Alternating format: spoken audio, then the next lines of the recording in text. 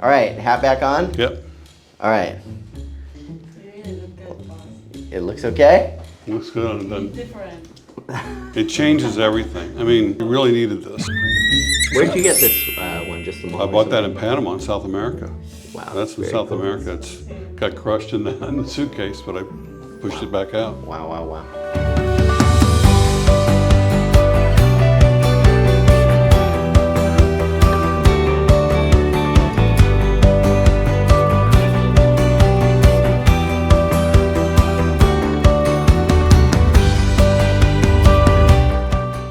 How's it going, guys? I got my good buddy Mark Thornton here, and I'm sporting his hat today. Let me know what you think. Mark, great to see you. Good to see you too. Yeah, I've been trying to get John to wear a hat for a couple of months.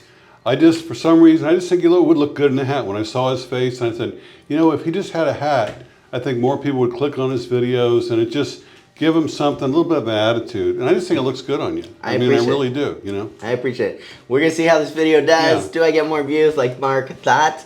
Let's hope so. But mention in the comments. Put in the comments if you think John looks good in the hat, or you think he shouldn't have a hat. Yeah. All right. I want to hear what you guys think. Yeah. Be kind. So great to see you and Jen here in Cebu City. What brought you over here this time? Biometrics. I'm working on my 13A visa, and the last thing is come over here, get your fingerprints done. And we're working with JRC, which is a agency. And a guy met us over there and put us in front of the line, sat down, got it all done. So now I wait like a couple of months. I get a new ACR card and 1 year visa there, so I can come and go in the Philippines. Then after that, you do some other things, and you got 5 years. Right. And so Very. you make it easy, but yeah. Yeah. Very good. You're almost on the final stretch to have a longer term visa, which I know will be great. Yeah. So I want to rewind back. You know, when you first came over here to the Philippines, you've shared a lot of the story. And guys, if you haven't already checked out Mark's vlog, Every Man Has a Story, make sure and check it out in the description below. But I'm sure so many of you have and know a lot of Mark's story. So one of the things I remember is that when you first came over here, you were teaching on Cambly, English to different people. Is that right?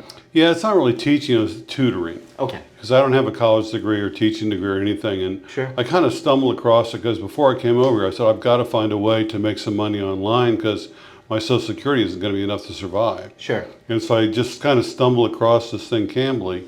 And what it was is non-English speakers want to practice their English with a native speaker. Right. And so it's people from all over the world.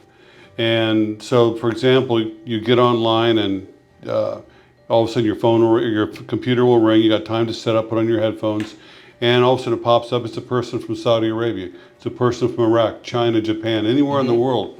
And it's a video call. So they're right there. You can see in their house. They can see in your house. And you just have a conversation about whatever they want to talk about. Yeah. And it's been great for my channel because it's given me experience in getting people to talk, because the whole idea is to get them to speak. And so I ask them questions, kind of draw them out. And so I'm basically interviewing them. They don't realize it. Sure. And it was really interesting. You know, I met people, and I had misconceptions or preconceived ideas about certain people. For example, men from Saudi Arabia, and what I thought they were like. And the men that I met online, and there were quite a few of them, I'd say probably I spoke to maybe 50. And they were just the nicest guys.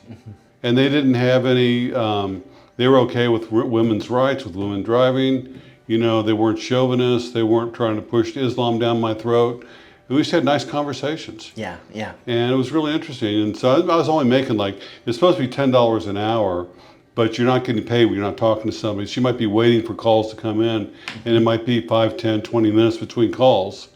And so it really works out like $5 an hour. But they paid you by PayPal every Monday.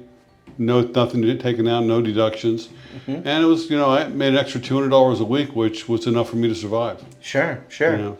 So when you came over here, you mentioned you really needed to make a bit more money. Oh, yeah. Did you ever have any thoughts when you first came over here that you would have a YouTube channel? Oh, God, no. Okay. So Never thought crossed my mind. So were you ever on camera or doing anything like this before? Oh, yeah. I was the executive producer of a radio show back in America called the Dr. Stan Frager Show. And at the time couldn't get a job on a ship because I'd had my heart attack. And so I was selling cars, the only job I could get.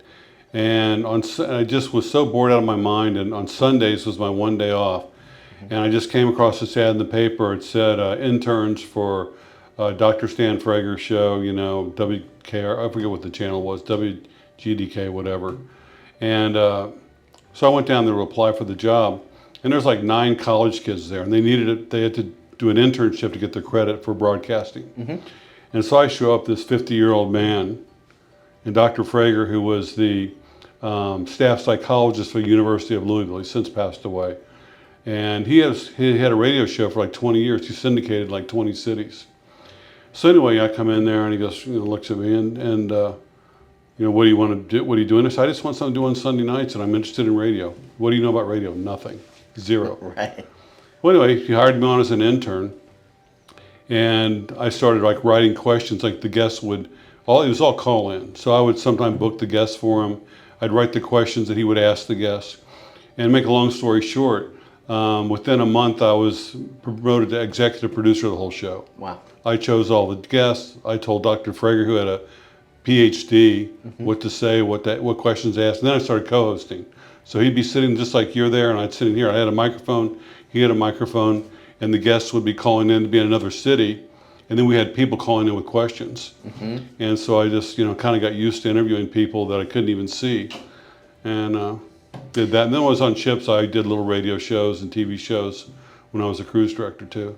Very, very cool. So it's very interesting, you know, hearing your past experience. I didn't know that before, where really, you know, your YouTube channel, which I want to talk more about, is very much kind of a similar style, right? You're finding guests, you're interviewing them. So you really got a lot of those skills initially in radio, kind of away from the camera, and now you're doing the same thing in front of the camera. What do you think the difference is between, you know, doing a radio show and a vlog, you know, with and without the camera? Well, a radio show, especially a call-in radio show on AM, which wasn't a big show. Sunday nights we were from 8 to 10, and you're waiting for calls to come in. You've got a guest there, like say usually someone's written a book.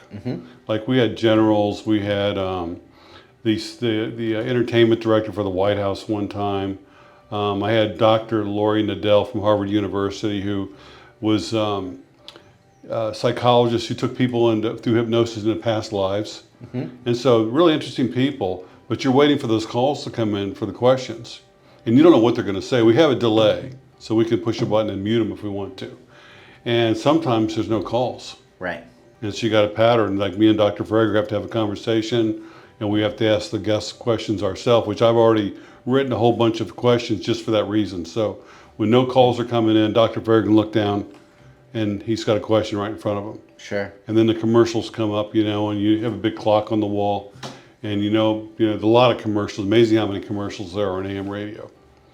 And the difference between that and YouTube is you can go to YouTube Analytics and you can see exactly how many people watched your video and how long they watched. Right.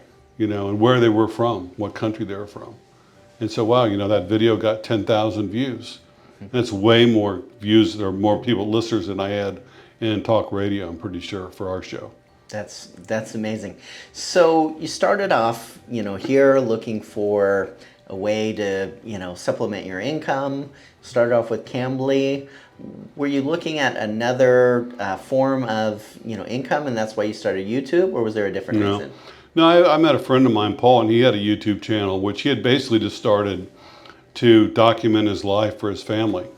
And then he got monetized, and one day I was over at his apartment, and he was telling me about his channel, and he showed it to me, and I was thinking, well, you know, I could do that, because, you know, I was a stage manager, I've been on radio, I've been on TV, I said, I could do that. And then he showed me how much money he made, and I go, whoa, I said, this is way better than tutoring English. Sure. And so I set up a channel, and he helped me out with it, and I got monetized really quickly. It was like 2-3 months. You know, my first check was like $750, which was a huge help to me. Yeah. A huge help to my Social Security. Absolutely. You know? Absolutely. Yeah. So it was really just seeing a, you know, friend, you know, Paul, Old Dog New Tricks, channel, and then just kind of really saying, hey, why not? Yeah. Paul could do it. Why not me? So what about thinking through the channel and what it was going to be all about? You're interviewing guys from, different places around the world. They're sharing their stories. Did that come from the radio background or something Well, a little else? bit. What gave me the idea was that, if you ever watched any kind of talk shows, they have celebrities on, athletes on, and they all sit there and they tell some story that happened to them usually before they were even famous. And I started thinking, I said, you know what, I bet I could pick any guy out of the audience or on the street that's, say, between 50 and 75 years old and sit him down, and he'd have a more interesting life story, more interesting life story than that movie star. And it turned out to be true. I've had guys, like I met a guy and named Eddie, and the best job he ever had his whole life was assistant manager of 7-Eleven. Right. Hadn't been a real successful guy over here, living on a shoestring.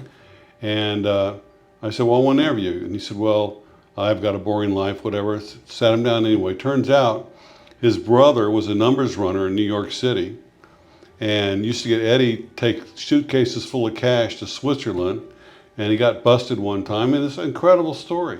Wow. And so you never know, the people. Another guy I met, Julian, I just ran into him at a coffee shop, started talking to this guy. Turns out when he was in America, he used to raise grizzly bears, lions, tigers, and raise them for the exotic pet trade, whatever, He was telling me about how, he had to tame these animals. So a tiger would have cubs.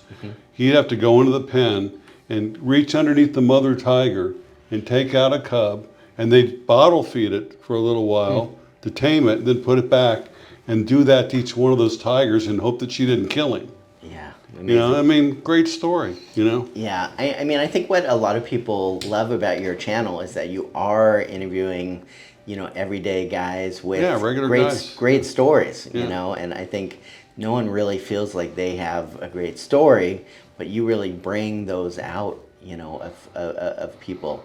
So what's it like for you, dealing with, different types of people? How do you know if someone's going to be interesting to have on your vlog or not? I'm pretty good at it right now. I can tell right away usually. I can, within 5 minutes, I can tell if they'd be a good interview or not. But sometimes, there was a guy, I won't say his name, but he was No, no, go ahead. he's one of my subscribers, and I see him all the time at the coffee shop.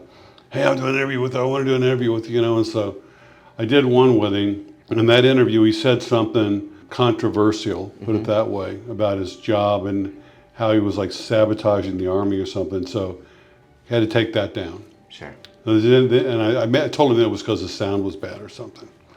And so then he comes up and, oh, God, I'm ready to do another one and do another one. So, okay, so I sat him down, but it turned out that he had shipped all of his stuff over here. He shipped 20 boxes. He shipped his Lazy Boy over here. Right. It's ironing board over here. Right. So anyway, that was the story. So whole interview was about that. And the same week, I had 2 other guys who were really interesting. But you know who did the most views? Him. The guy with the ironing board. Yeah, that's I got that's the so most fascinating. views. So you never know. So sometimes I think I know, but usually I don't. Yeah, YouTube is a little bit confusing with that. Yeah. So you live in the Dumaguete area, which is really kind of like the Philippines' capital of expat vloggers. Why do you think there's so many expat vloggers over there? Just copying each other, just like the Filipinos do with their sorry stores. Sure. Everybody's copying each other, all the girls especially. Sure. Every Filipino you meet's got a YouTube channel now. Yeah. And they're just copying each other. They've all walking around with their cameras. They're all doing the same things too. You'll see them at the market every Sunday, video in the market. Sure. Everybody's done that, guys. They've already done that. Yeah. So there's only a few of them that are kind of household names, in my mind. You mentioned, Paul's, Gio's over there. What do you think makes some vlogs, really stand out and, really grow like yours have, and others just never seem to take off? Well, like mine. You gotta, first of all, people have to know what to expect when they tune into your channel. And if you like one time, you're showing on the market. The next time you're showing, you got some friends at your house and you're videoing. Next time you're interviewing sometime. Next time you're just talking about your past. Yep. And so they never know what to expect. Sure.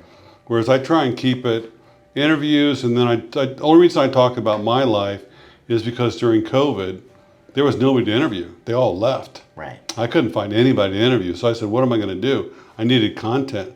So I started sitting there talking about cruise ships and all that stuff, in my past, and just stories that, from my life. And that kind of, people like those. And I still throw them out there every once in a while. And then somebody suggested doing live streams. I'd never done that before. So I set up StreamYard and I started doing these live streams. And it surprised me because I don't advertise it, I don't promote it. I just always said, nothing to do, I'm going to do a live stream. I just literally put it together, set up my tripod, my phone, my little Samsung Galaxy S10, Yeah. and boom, I'm live. Yeah. And next thing you know, it's 300 people. Yeah. It's And amazing. they're on there, and they're like commenting. Every comment, I just respond to it, and they're sending me money too. That's great. And it just, only reason Feel free to send me some, guys, too. the only reason I stop is because my voice goes. Sure. Like, because I'm talking nonstop for an hour, 2 hours. Yeah. I mean, nonstop. Yeah. And I just, okay, guys, I got to go. That's it. Sorry. Amazing. So what do you find people tend to respond to more? Pre-recorded videos or lives? Probably pre-recorded, but the live still, if I did a live stream right now, it doesn't matter what time of day I did. If I did one right now, set up my camera, I guarantee I get 100, 200 people. And by the time I got home, it'd have 1,500, 2,000 views. Yeah. Yeah. And it usually gets around 5,000. Yeah. I mean, I think the really meaningful thing about lives, and I've, been in the background of a million of your lives, is, one, you really get to hear someone just kind of talk off the cuff, about a wide range of topics. And it's also interesting to see other people that are watching, what they're commenting on and things like that. So I think it really helps build a community, where people start to interact. Yeah, it's something for your subscribers because they get a kick out of it that they put a comment in there.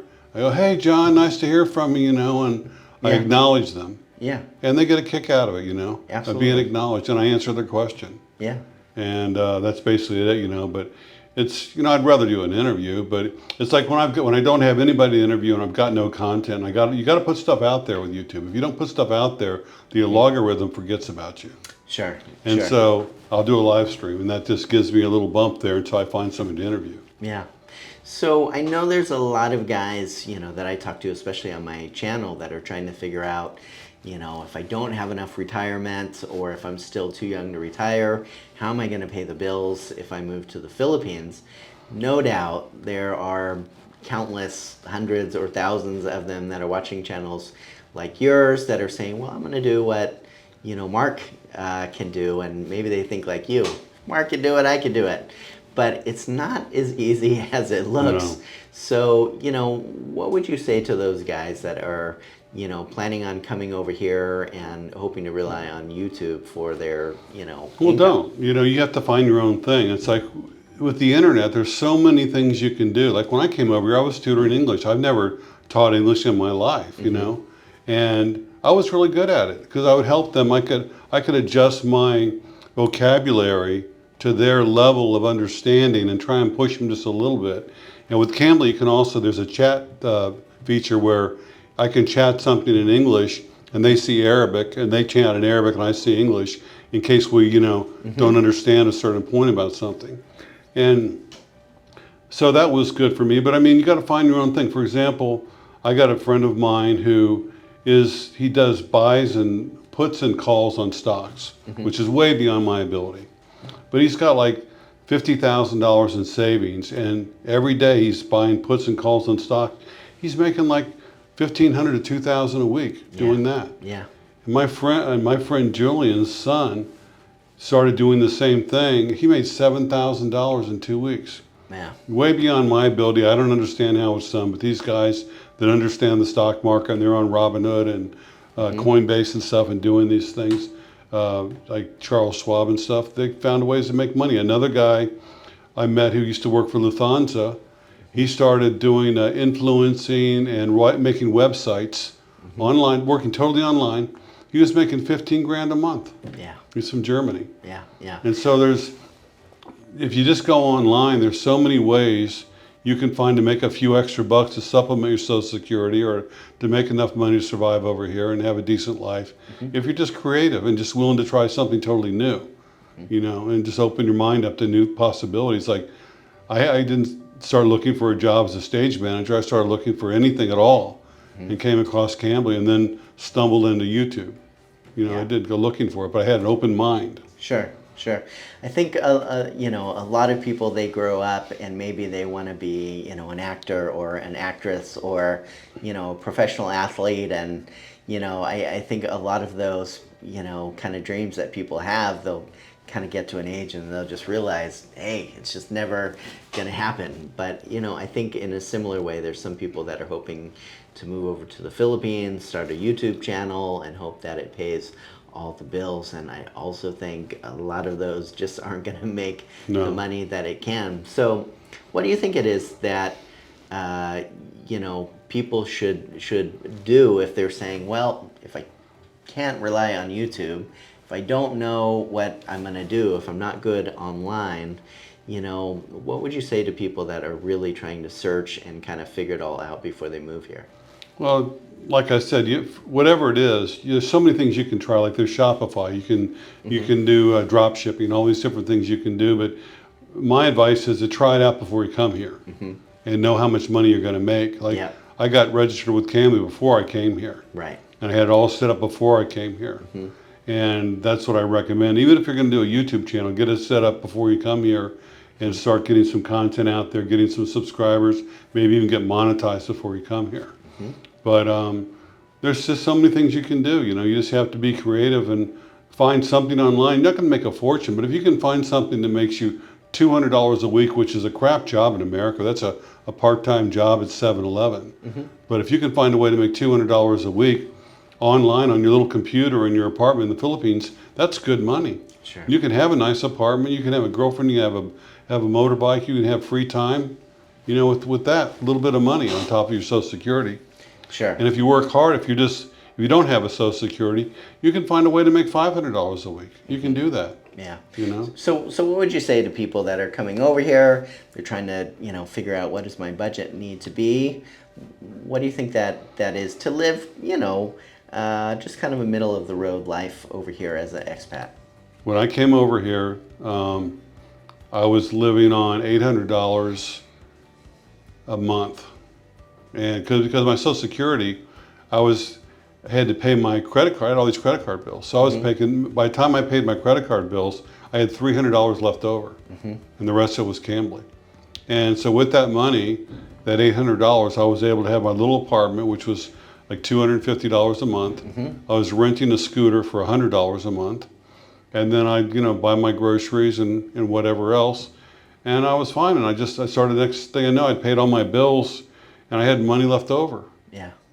Yeah. And then I got a better apartment, and then I started making a little bit more money, and next thing you know, now I'm living in a mansion on the beach. Yeah, not bad. Yeah. Well, Mark, I know you've really been an inspiration to a lot of people wanting to move over here. Really love your YouTube content, and I'm sure both of us, you know, wouldn't say don't start a YouTube, but at the same time, you know, don't start it with the hopes that, you know, it's going to for sure pay the bills. Yeah. Yeah. So as always, appreciate you stopping by and being on the channel when you're over here in Cebu. Been great to see you again. My pleasure. I love being here. All right. Guys, appreciate you taking the time to watch. If you don't already subscribe to Mark's channel, make sure and check it out in the description below. I know you'll really love the interviews over there. Make sure and drop a comment and say hi to him from me as well. And as always, guys, appreciate you taking the time to watch. Take care.